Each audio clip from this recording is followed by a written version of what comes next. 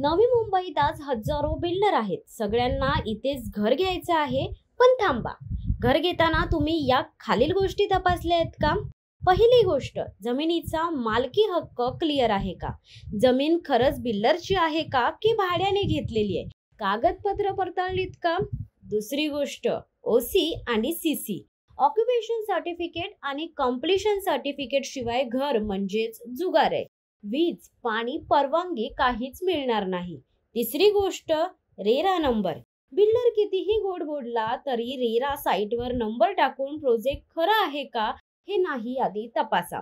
चौथी गोष्ट, brochure versus reality. Gym, पूल, garden दाखवलंय पण प्रत्यक्षात उभा आहे का स्वतः डोळ्यांनी बघा. पाचवी गोष्ट, लपलेले charges, maintenance, parking, society fund, नंतर तुमच्या खिशावर गदा येणार नाही ना हे आधी लिहून घ्या. सहावी गोष्ट, लोकेशन आणि कनेक्टिव्हिटी. रेल्वे, मेट्रो, हॉस्पिटल, शाळा, घर आहे पण सुविधा नाहीत तर राहणं म्हणजे शिक्षा. सातवी गोष्ट, बिल्डरचा ट्रॅक रेकॉर्ड. बिल्डरने आधी प्रोजेक्ट वेळेत दिले आहेत का की लोकांची फसवणूक केली आहे?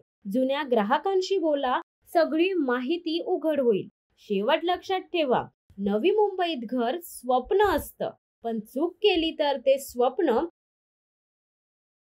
धडक बेधडक वृत्त देणाऱ्या आपल्या शिवसत्ता टाइम्स न्यूज चॅनलला लाल बटन दाबून सबस्क्राईब करा आणि बेल आयकॉनला क्लिक करायला विसरू नका.